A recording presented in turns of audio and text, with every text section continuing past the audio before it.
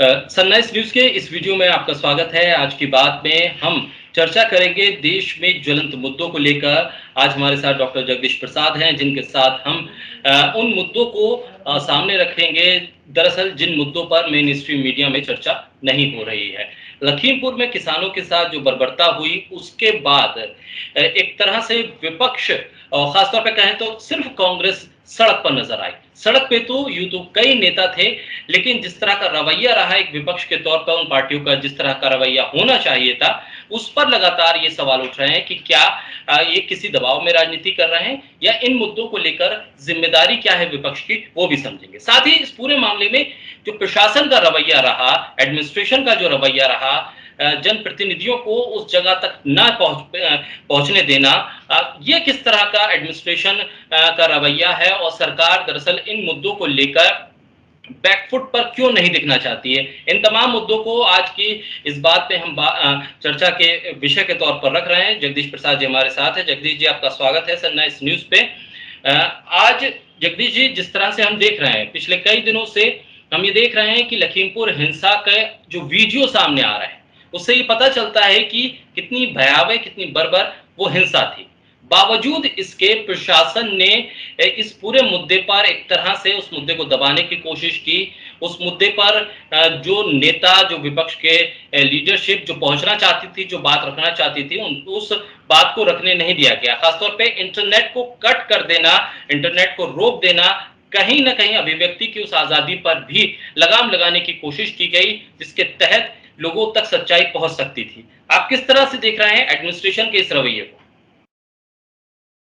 देखिए, तो बहुत पूरे हमारे यूपी की बात नहीं है, पूरे देश की बात है और पूरा विश्व इसको देख रहा है कि किस तरह से इंडिया का डेमोक्रेसी, प्रजातंत्र खतरे में आ गया है। क्योंकि विपक्ष का ना बोलना, इसका मतलब है कि या तो विपक्ष है ही नहीं, और अगर है तो उन पर इस तरह का दबाव डाला जा रहा है पक्ष की ओर से कि वो नहीं आ रहे। और जिस तरह की घटनाएं, बर्बरता घटी है कि पीछे से आकर के किसानों को मार देना, मतलब कि आप ये समझिए कि डेमोक्रेसी नाम का चीज़ हमारे कंट्री में रह नहीं गया है। क्योंकि उस आज जिसने मारा है वो बहुत ही प्रभावशाली आदमी है और उसको अरेस्ट करने में कोई समय नहीं लगना चाहिए था, क्या कि उनके पिताजी खुद ही राज्य मंत्री हैं। तो अगर ऐसे में, और देश के गृह राज्य मंत्री हैं, जो जो मुझे पता चला, तो ये तो मतलब बहुत ही दुखदाई बात है पूरे देश के लिए, पूरे विश्व के लिए, कि इतनी बड़ी घटना घट गई और विपक्ष नहीं बोल पाए। सिर्फ कुछ लोग गए, उनको भी रोक दिया गया और वो जा रहे थे किसानों को सांत्वना देने के लिए। तो इस तरह का रोकना भी एक गलत गलत गलत बात तो है ही। और मुझे भी खुद नहीं समझ में आया कि इतना जल्दी टिकैत साहब कैसे समझौता करवा लिए 45 लाख रुपये पर। क्या किसी की लाइफ 45 लाख रुपये होती है क्या? हाँ, 45 लाख रुपया दे करके तुरंत समझौता कर लेना भी एक, हमें तो एक साजिश सा लगता है कि आखिर में किसान इतना जल्दी क्यों झुक गए। जिस बात को लेकर के भी बहुत ही तरह तरह की बातें फैल रही है, जिसको मैं यहाँ पर क्या बताऊँ आप लोग को। लेकिन किसानों का इस तरह से सहमत हो जाना और लोगों को, कांग्रेस के नेता को नहीं जाने देना। और कल कल ऐसा भी हुआ है कि एक x MP member of parliament थी सावित्री बाई फुले जी, उनको बाल पकड़ करके पुलिस की बर्बरता, पुलिस तो लगता है कि यूपी की पुलिस तो गुंडागर्दी पर ही उतरा है। गुंडागर्दी नहीं, गुंडा ही हो गया है। क्योंकि मैं कुछ दिनों से जो हालत देख रहा हूँ यूपी पुलिस का, जबकि मैं कार्डियक सर्जन हूँ, लेकिन मुझे कार्डियक सर्जन होने के बाद मैं अपनी कार्डियक सर्जरी सोचने पर बेबस हो गया कि आखिर हमारा देश किस ओर जा रहा है, हमारा देश का क्या होगा, भविष्य क्या होगा। क्या यह देश पूरी राजतंत्र में बदलने जा रहा है या तानाशाही में बदलने जा रहा है? क्या हो रहा है, मतलब कुछ समझ में नहीं आ रहा है इस तरह की बातें को देख करके। और लोग बोल क्यों नहीं रहे हैं? कहाँ गई मायावती जी, कहाँ गए अखिलेश यादव, कहाँ गए मुलायम सिंह यादव, क्यों नहीं बोल रहे हैं? इतनी बड़ी घटना घट रही है। इवन अभी मतलब हमारे मतलब मुख्यमंत्री जी का भी कोई बात ऐसा नहीं हुआ। हमारे देश के प्रधानमंत्री भी गए यूपी में, उन्होंने भी कुछ ऐसा दुख प्रकट नहीं किया। तो ये सारी बातें को लेकर के समझ में आता कि लोग को क्या हो गया है। नेताओं मतलब इतना लोग अपने आप में मतलब कि क्या उनमें सेंसिटिविटी नाम की कोई चीज़, मानवता नाम की चीज़ लोगों में नहीं रह गई है। इतनी बड़ी घटना आप कर रहे हैं और आप लोगों से मिलने नहीं दे रहे हैं, लोगों के पास सांत्वना नहीं दे रहे हैं, और फिर वो गरीब परिवार जो भी वहाँ पर थे उसके साथ आप समझौता करके निकाल देते हैं। तो मतलब मैं इस बात को बहुत ही दुखद लेता हूँ, और एक यूपी के लिए नहीं, पूरे देश के लिए दुखद की बात है, पूरे प्रजातंत्र के लिए दुखद की बात है। तो सरकार का जो ये रवैया अब आप जो देख रहे हैं, जिस तरह से मौजूदा केंद्र सरकार हो या राज्य की योगी सरकार, क्या अपने आप को कमजोर दिखाना नहीं चाहती है, इसलिए विपक्ष की बात से लगातार इनकार करती है? प्रियंका गांधी जब शुरुआत ये कह रही थी कि आप उन्हें लखीमपुर जाने दें, तो उन्हें बीच रास्ते में फिर रोका गया। उसके बाद अब केंद्र सरकार कहती है कि आप जा सकती हैं। राहुल गांधी जब लखनऊ आने की बात करते हैं, उससे पहले कहा जाता है कि उन्हें रोका जाएगा। फिर उनके लखनऊ पहुंचने तक ये अनाउंस कर दिया जाता है कि सभी विपक्षी नेता जा सकते हैं। लेकिन राहुल गांधी जब लैंड करते हैं तो उनको ये कहा जाता है कि आप पुलिस की गाड़ी में जाइए। फिर उस पर बहस करवाते हैं। फिर उसके बाद ये परमिशन दे दी जाती है कि चलिए अब आप सीतापुर चले जाइए। तो सरकार बार बार ये हेडर्स क्यों लगाती है, क्यों ये ब्रेकर बार बार लगाती है, जबकि आखिर में आकर सरकार को या तो बात माननी पड़ती है या फिर विपक्ष अपना दबाव बनाने में कामयाब रहता है। लगातार ये हमें शुरुआत से हाथरस से अगर हम देखना शुरू करें, हाथरस कांड के बाद से सरकार का ये रवैया बार बार नजर आता है। चीजों से इनकार करते करते सरकार आखिर में वो बात मानती है, लेकिन अगर विपक्ष का कोई नेता, खासतौर पे कांग्रेस का अगर कोई नेता इस बात को कह दे तो वो शायद मानने से हिचकिचाने लगती है। ऐसे में सरकार के इस रवैये को किस तरह से देखेंगे? क्या वो पॉलिटिकल माइलेज कांग्रेस को नहीं देना चाहती है, जिससे उसको एक डर है? देखिए, इस बात को तो मुझे बड़ा असहज लगता है कि जो सरकार यूपी में जो चला रहे हैं, या इस तरह की जो नीति ला रहे हैं, या विपक्ष को नहीं जाने देना, ये उसकी मानसिकता सरकार चलाने लायक है भी नहीं है, इस पर भी प्रश्न चिन्ह उठता है। क्योंकि इतनी बड़ी घटना होती है और लोगों को नहीं जाने देना भी एक दुर्भाग्यपूर्ण बात है किसी भी सरकार के लिए। और या तो उनको प्रशासन करने नहीं आता है या सरकार चलाने नहीं आता है, इस बात पर भी चिन्ह लगता है।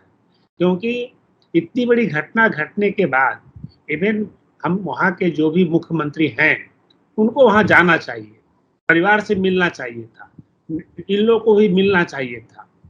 उसे उसे परिवार को एक संतावना होती है कि गलती से हो गया, ब्रेक फेल कर गया, कुछ भी बातें हो गई।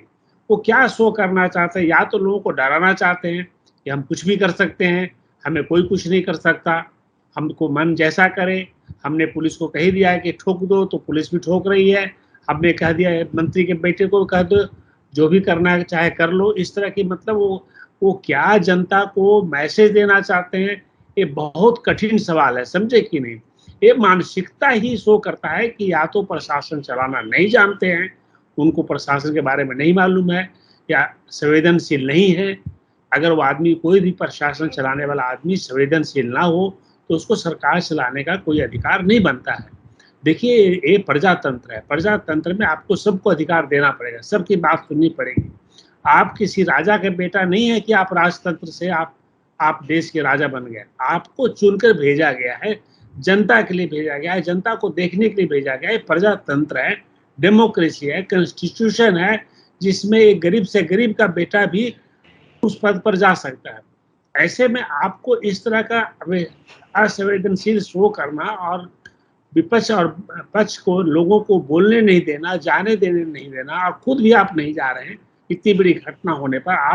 आपको तो पहले पहुंचना चाहिए था उस घटने पर और लोगों से बात करना चाहिए था कि ऐसा घटना घट गई है।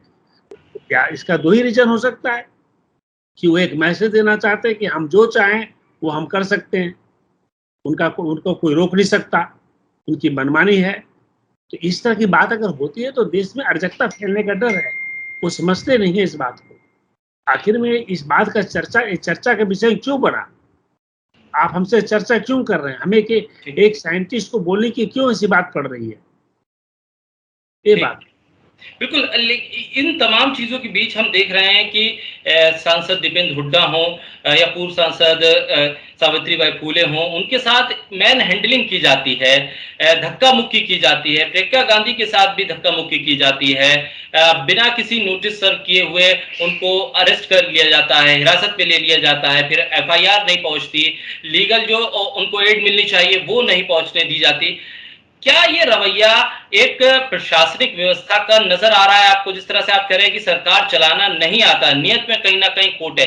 क्या ये जो supreme power of the chair है स्टेट की, उसकी तरफ से दे दिए गए हैं ऑर्डर कि आप विपक्ष के किसी भी नेता के साथ कोई सम्मानजनक व्यवहार ना करें, सिर्फ सत्ता पक्ष के जो नेता हैं वही सम्मान पाने के हकदार हैं? नहीं, ये तो पुलिस जो है, पुलिस और प्रशासन जो भी उनका है, या तो पढ़े लिखे लोग नहीं है।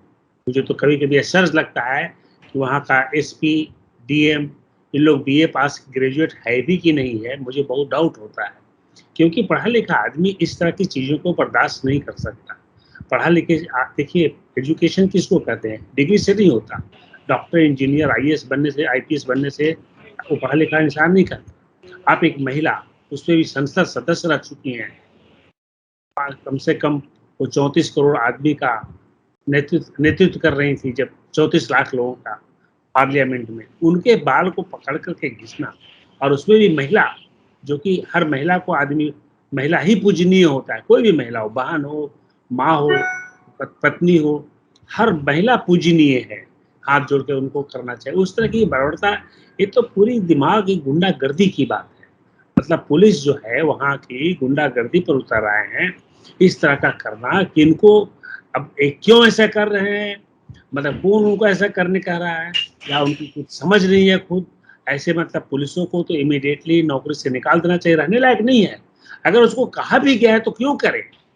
मैं कहता हूँ कि अगर आपको कहा भी जाता है तो आप गलत काम क्यों करेंगे? आप पढ़े लिखे इंसान हैं, आपको कोई भी अधिकार नहीं है इस तरह के करने का, आप क्यों करेंगे? आपको कहेगा कि आप 5वीं मंजिल से कूद के मर जाएंगे तो आप मर जाएंगे? नहीं मरेंगे। तो आप फिर ऐसा काम, गैर कानूनी काम क्यों कर रहे हैं? गैर कानूनी, कानून को आपको अपने हाथ में दिया गया कि कानून को आप रक्षा करें, और कानून को आप खुद ही तोड़ रहे हैं। तो ये क्या क्या शो करता है? यही शो करता है ना कि आप पढ़े लिखे नहीं है।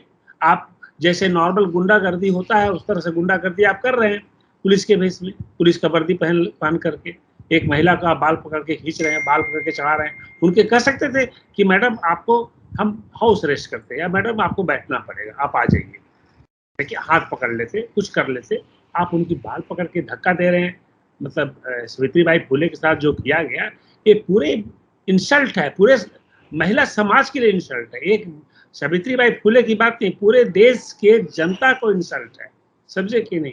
वो एक आदमी को इंसल्ट नहीं कर रहा है पुलिस वाला, ये पूरी जनता को इंसल्ट कर रहा है। इसलिए सरकार को खुद कुछ अप्रोप्रिएट एक्शन लेना चाहिए। अगर वो सरकार वास्तव में चलाने लायक है तो एक्शन लेना चाहिए उसको खुद, इमीडिएटली, बिना बोले हुए, और उसको अरेस्ट करना चाहिए जो आदमी अभी तक अरेस्ट नहीं हुआ है। भी बहुत दुख की बात है। क्या आपको ऐसा नहीं लगता कि सरकार को ये पता है कि जनता इन मुद्दों को लेकर कभी वोट नहीं करेगी, जो उनके समर्थक हैं वो शायद इन मुद्दों को लेकर प्रभावित नहीं होंगे, इसलिए उनका रवैया इतना अड़ियल है? क्या आपको ये लग रहा है कि जो ये इशू उठा और जो पूरा घटनाक्रम रहा, क्या ये असर डाल पाएगा उत्तर प्रदेश की जनता पे? जो आने वाले विधानसभा चुनाव है, क्या वो सोच पाएंगे कि ये भी एक मुद्दा है, इस मुद्दे में प्रशासन कहाँ फेल हुआ, सरकार कहाँ फेल हुई, और इस आधार पे वो वोट करने जाएंगे? क्या ये नहीं लगता कि देश की राजनीति जिस तरह से वोटिंग करवाती है और देश की राजनीति में जिस तरह से मुद्दों को आखिरी वक्त में डाला जाता है, उन मुद्दों के आश्रय ये तमाम राजनीतिक दल बैठे हैं, खासतौर पर जो सत्ता में राजनीतिक पार्टियां हैं, उनको ये लगता है कि इस तरह के मुद्दे उनके वोट बैंक को प्रभावित नहीं करेंगे, लिहाजा वो जिसके साथ चाहे, जैसा चाहे व्यवहार करें?